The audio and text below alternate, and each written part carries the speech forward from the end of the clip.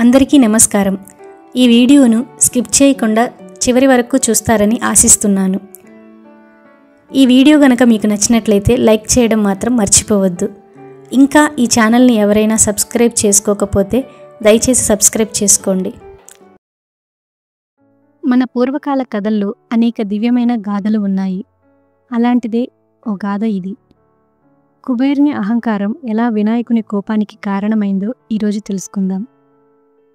అది స్వర్ణమయమైన అలకాపురి రాజభవనం. చుట్టూ బంగారు గోడలు, వజ్రాల దీపాలు, రత్నాల తలుపులు. కుబేరుడు సింహాసనంపై కూర్చుని అహంకారంతో గర్వంగా ఇలా మాట్లాడుతున్నాడు. దేవలోకమంతా నా సంపదను చూసి ఆశ్చర్యపోతుంది. నేను ధనాధికారి, ఐశ్వర్యాధిపతిని. ఎవరికీ ఇంత వైభవం లేదు. అతని మనసులో మాత్రం వేరే ఆలోచన మొదలయ్యింది.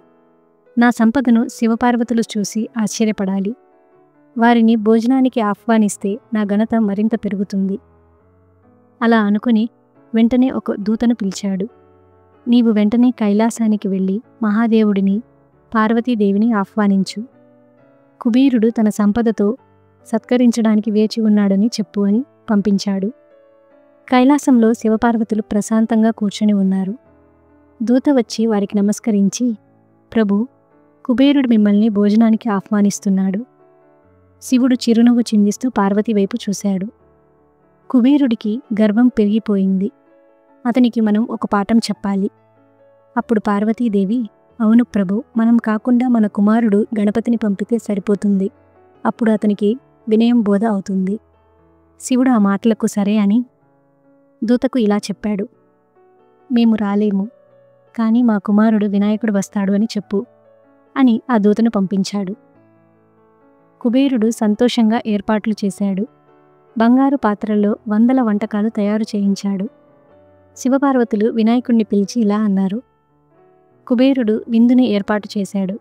నీవు మా స్థానంలో వెళ్ళి భోజనం చేయి. కానీ నీ లీలలతో అతనికి నిజమైన పాఠం చెప్పాలి. మూషిక వాహనంపై కూర్చుని వజ్ర కిరీటంతో, నాగాభరణాలతో, రత్నాల హారాలతో ఆయన అలకాపురి వైపు బయలుదేరాడు. ఆయన రాకతో వాయువులు, సుగంధములు వెదజల్లాయి. పుష్పవర్షం కురిసింది. అలా వినాయకుడు అలకాపురిని చేరుకున్నాడు. అలకాపురిలోని కుబేరుడు వినాయకుణ్ణి చూసి, అరే, శివపార్వతుల బదులు ఈ చిన్నవాడా, సరే విందు మొదలు పెడదాం అని విందును ప్రారంభించాడు. వినాయకుడు తినడం మొదలుపెట్టాడు. మొదట ఒక్కో వంటకం, తర్వాత రెండేసి, తర్వాత మొత్తం పాత్రలన్నీ ఖాళీ అయిపోతూ ఉన్నాయి. మొదట కుబేరుడు సంతోషపడ్డాడు. వినాయకుడు తినే తీరు చూసి కుబేరుడు ఆశ్చర్యపోయాడు. ఇన్ని వంటకాలు వస్తున్నాయి, కానీ అన్నీ ఖాళీ అయిపోతున్నాయి. వినాయకుడు అన్నిటినీ ఖాళీ చేస్తున్నాడు.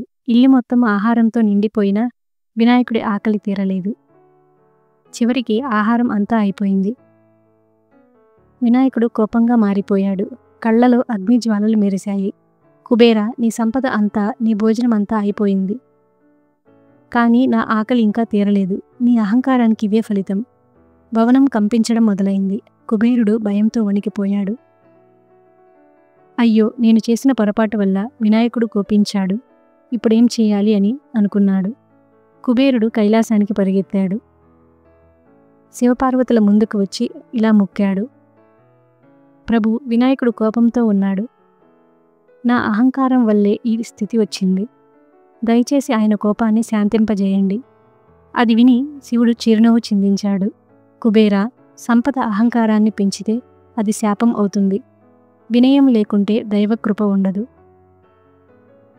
శివుడు వినాయకుడి వైపు చూసి ఇలా చెప్పాడు.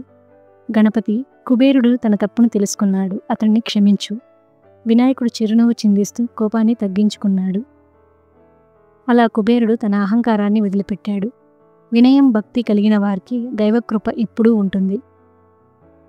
ఈ కథ మనకు చెప్పే నీతి ఒకటే. సంపద ఎంత ఉన్నా వినయం లేకపోతే అది వ్యర్థం. ఈ వీడియో గనక మీకు నచ్చినట్లయితే ఈ ఛానల్ను తప్పకుండా సబ్స్క్రైబ్ చేసుకుంటారని ఆశిస్తున్నాను. Thanks for watching. Please like, share and subscribe to this channel.